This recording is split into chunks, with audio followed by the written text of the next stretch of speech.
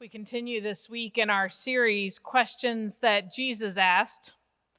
We've considered why do you doubt in our hearts? We've talked about how hard it is to forgive and to be forgiven. We've asked, why are you afraid? And we are reminded of the promise that Jesus is in the boat with us and we can trust in his love. We've asked, what is our name? Finding we are all called child of God first.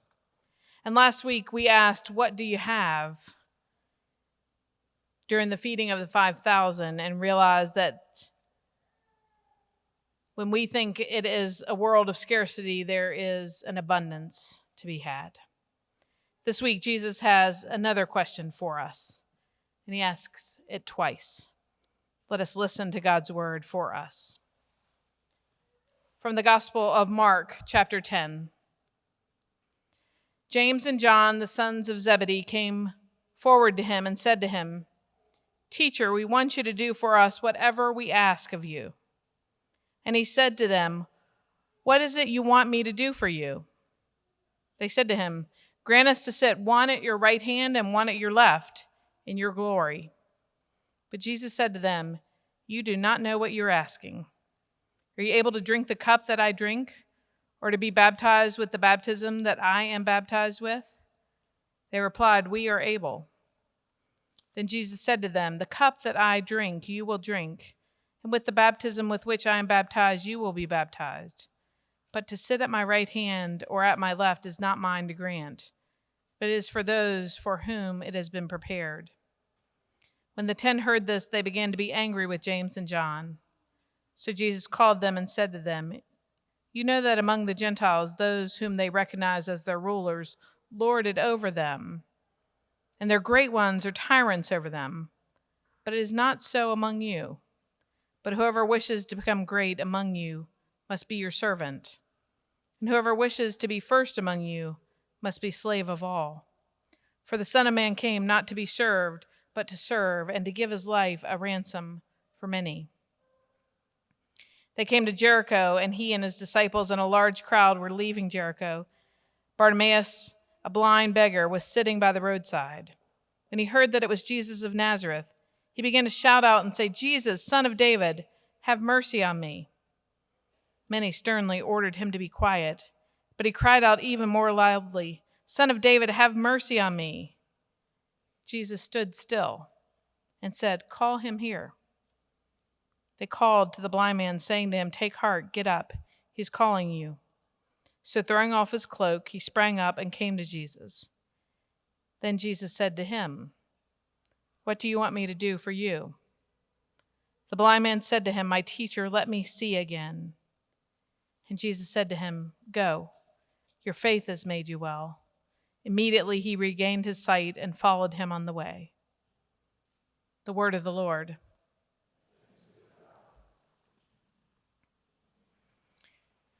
We ask our 8th graders at the beginning of confirmation if they have any questions they would like to ask. We're not going to answer them at the beginning of this confirmation process, but just throw them out. Let's see if we could get as many questions on a list as we can. If Jesus were right there with us, what would you ask? So I want you to think about what you would ask. I'm not going to ask you to throw them out at us, but think about them as I share some of the 8th graders' questions. This is what they came up with. Why is nobody perfect? How do we maintain faith? Why are people born with different wealth? Is the Big Bang and creation the same thing? Is God a boy or a girl, or both, or neither? Is it okay to be mad at God? Is God disappointed in us? How can I live out my faith? Can I betray my faith? How can God guide us? Do we have a path or meaning? Are there bad people or just people who do bad things?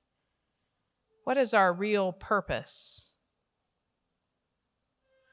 I wonder if the disciples asked Jesus these questions as they walked from town to town.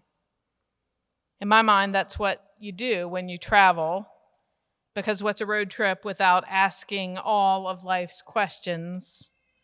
If you've ever ridden shotgun on a youth trip with me, you know I'm good to go for 6 to 8 hours.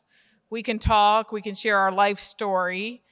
So I imagine it's the same with Jesus. And they didn't even have cell phones back then. So of course they were talking, deep conversations, lots of questions. There was storytelling. And I imagine when they had questions for Jesus that he would ask questions in response to their question, which probably was a little bit frustrating. So when they traveled from town to town, the disciples and Jesus would talk, would share stories. And Jesus shared about his ministry, about their purpose. When they were going up from Jerusalem this time, Jesus begins to walk ahead with determination. He has a clear understanding of his life of service. They were still trying to understand what it was about. On this journey for the third time, Jesus shares what lies ahead for them. Not power and status, not state dinners and thrones, but crowds that would call for his death. Powers that were plotting against him. Regardless, they walked into town, not to be served, but to serve. I know the disciples were thinking, isn't there a different way? Isn't there a way around this town? Gustavo Gutierrez, a Latin American theologian, said that service does not mean passively accepting the present state of affairs. Rather, it implies initiative and creativity, the knowledge and strength needed to build a more human and just world. Jesus walked with great determination and service. This type of service. Jesus rejected power viewed as domination and claimed a power understood as service. He'd been teaching all of this to the disciples, and yet the Zebedee boys still came to ask for a favor. That's what they were doing when they came to Jesus. And here's our question for the day. In response to the favor, Jesus says, "What do you want me to do for you?" James and John still speak out of their ambition. Can we sit one of you at your right and one of you at your left? The request from James and John showed a clear misunderstanding of their own calling. But the whole exchange shows a clear picture of the relationship they had with Jesus.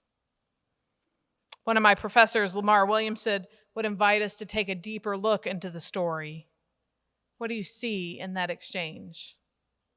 What do you see happening in that inappropriateness of the question that they ask of Jesus? Jesus does not call them out. The disciples are furious. He's been telling them all along what's ahead. And yet they still ask to sit at the right and the left for a place of power. But Jesus accepts them where they are and keeps pointing in a new direction. He does it again and again and again and again. One of the questions from our confirmation class was, how many times can God forgive you? And does God ever give up on us? Here's a great example of Jesus that accepts the disciples and us again and again and again. The disciples continue to have simplistic and self-centered and really self-serving understanding of following Jesus. And maybe we do too. But he never gives up on them. Jesus makes them say what they want before he replies. And when they say They wanted to sit on his right and his left side. I just imagine him getting disappointed. Because when we read it, we get disappointed in them. In the previous chapter, Jesus set before them a child as an example. We have to become like children. We have to welcome others like a child, with joy and hospitality, offering our seat. That's what children do. And then the next chapter, this is what happens. Here, their favor, they ask, is a bit childish.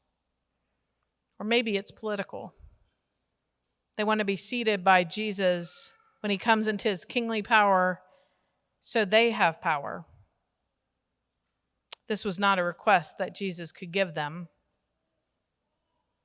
Jesus reminds them that with him, everything is turned upside down. He'd been trying to teach them that all along. It's not as they expect. It's a new vision, a new way.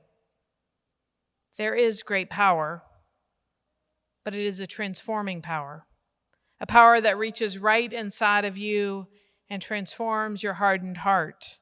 It's a power that brings light out of darkness and offers resurrection hope, but they don't know about that yet, but we do.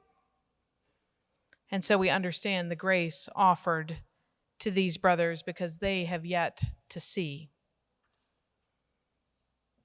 Jesus asked the question a second time to Bartimaeus, a blind beggar. What do you want me to do for you?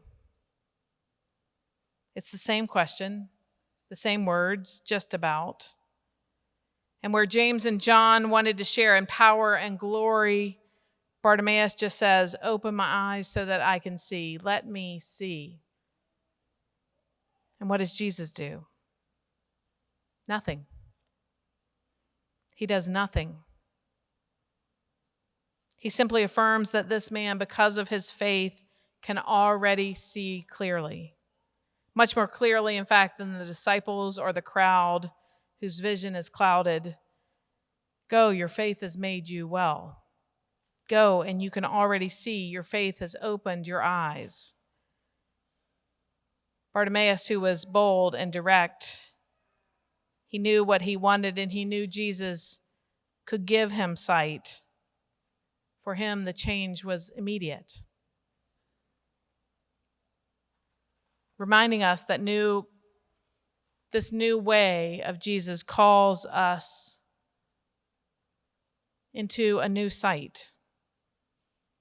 And also that following Jesus is really disruptive.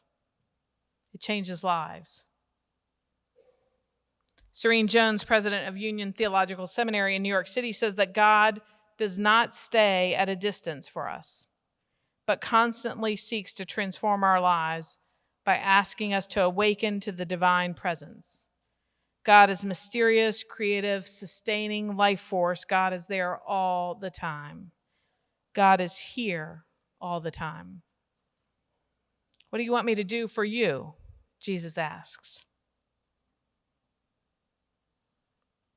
When Jesus asked that particular question, maybe our questions no longer seem as pressing. Maybe he's reminding us that it's not about what we need or what we want. Jesus has a new vision that turns things upside down. And maybe the question is hypothetical. What do you want me to do for you? The desire shifts from getting the truth to some of our questions to receiving the truth of God's transforming presence, to being open to being changed by it. Maybe along the road, they didn't ask questions. Maybe they just walked with Jesus and listened. And I wonder if James and John were transformed. The last time they were mentioned by name in Mark's gospel, Jesus takes them and Peter with him to pray in the garden. And Jesus says, I am deeply grieved, even to death. Stay here and stay awake. That's it. That's the only service Jesus asks in that time of distress. James, John, stay awake. And they just can't keep their eyes open. They continue to be where many of us are. They don't know how to respond to the question Jesus asked, and then they're just asleep.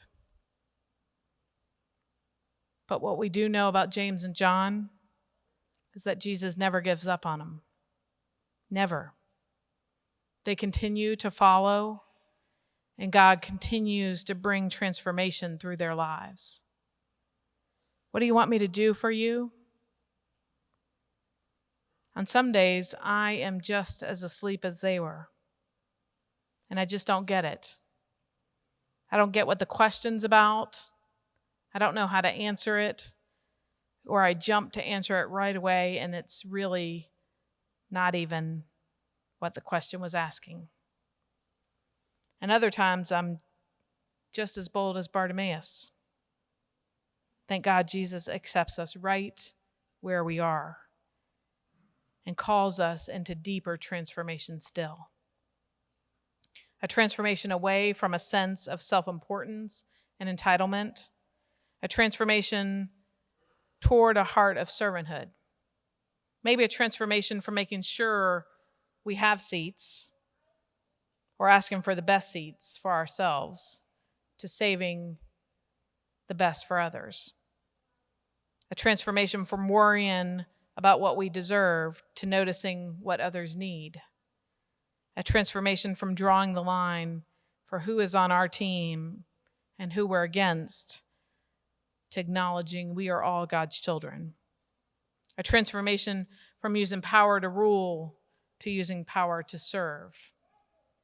In Jesus, God pours out a love that is able to change the most stubborn, selfish, self-centered, and even the most skeptical. What do you want me to do for you? Jesus asks.